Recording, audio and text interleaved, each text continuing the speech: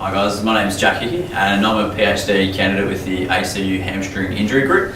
Presented today at the conference on progression criteria for the introduction of eccentric exercise in rehabilitation and challenging some of the conventional guidelines around that. So the data comes from our ongoing randomised control trial where we're looking at the introduction of eccentric exercise potentially earlier than what is done in normal conventional practice.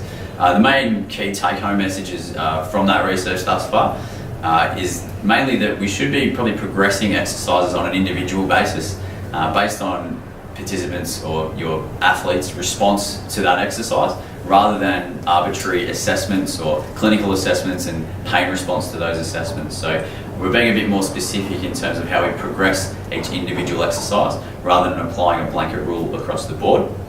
The other, key message is that we found from our data that in even short spaces of time throughout rehabilitation, we can actually reduce some of the risk related with recurrence of hamstring strain injury through the means of increasing eccentric strength and also increasing biceps femoris fascicle length throughout rehabilitation.